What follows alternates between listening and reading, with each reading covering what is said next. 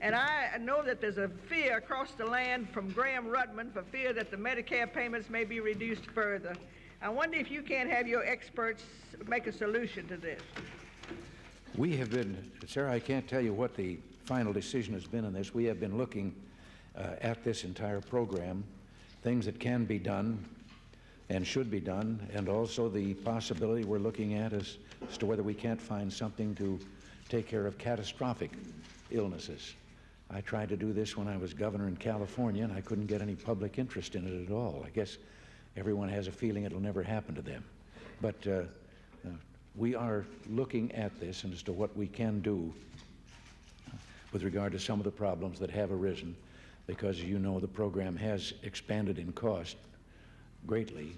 Medical care and, well, health care generally has been one of the highest factors in the increase in inflation. So I promise you, we're looking at it. Well, sorry, has anyone ever thought about the fact that Canada gets some medical care with a little extra taxation but practically free?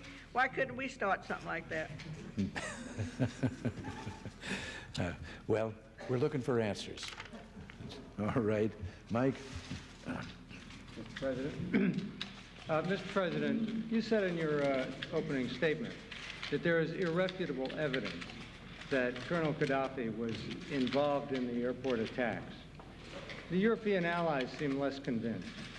What proof is there of Qaddafi's involvement in those attacks? Mike, the only thing I can say in answering that question, and I can't do all that you would like to do because there are things that should not be revealed. But I can assure you that we have the evidence. We have the evidence of the amount of training that has been given. That, too, he has denied. I don't think he's capable of telling the truth about these things. But we do know, we know the location of training camps for terrorists, and we also know that Abu Nadal has more or less moved his headquarters there into Libya. So we speak with confidence. And I would like to remind you that when in the first moments or days or hours following these last two, he did openly praise them as heroic undertakings. And then very shortly, long about the time that the Coral Sea was leaving Naples, and it was only leaving because its leave time there was up, but he suddenly decided that no, he was distressed by these acts of terrorism. I think he was speaking more honestly the first time. President, if I could just follow up for a moment. Do you say that you could prove that you have conclusive evidence that Colonel Qaddafi, is personally involved in those attacks that killed Natasha Simpson and the others? We are satisfied that, yes, his regime, and I don't think that his regime is doing anything without his guidance. Helen? For some 40 years, American presidents have been confronted directly with the Middle East problems. You and your predecessors have often spoken of the legitimate rights of the Palestinians. My question, Mr. President, is how do the Palestinians attain these rights? How do they rid themselves of foreign occupation? Should they emulate the U.S.-backed freedom fighters in Afghanistan, the Contras in Nicaragua, or is there a peaceful way? And I'd like to follow up. Well, the peaceful way is the thing that we've been trying to promote, Helen, the idea of peace between the Arab states and Israel. And we have emphasized from the very first that the problem of the Palestinians must be a part of any solution. But I would also like to point out that the Palestinians, virtually every Arab country has thousands and thousands of Palestinians. In fact, some of them, they're practically a majority of their population. So they are in a number of countries, and in many of these countries, they are not made citizens of those countries. They're allowed to live there and so forth, but they don't have passports. They don't have all of the privileges that a citizen of the country would have. And there has to be a solution, particularly. We're not talking about all of those. They seem to be content with where they're living. But those that became refugees, the great refugee camps that we found in Lebanon, those are the ones that are literally people without a country. And we think there has to be a solution found for them. The reason that we have not approved the dealing with Arafat and the PLO, is because how could they sit in a peace conference when they deny the right of Israel to exist as a nation and have refused to endorse or support or accept the two resolutions 442 and 238 of the United Nations? Will Israel accept the existence of the Palestinians? And will the United States continue to give Israel the veto power over any Palestinian negotiating for their people?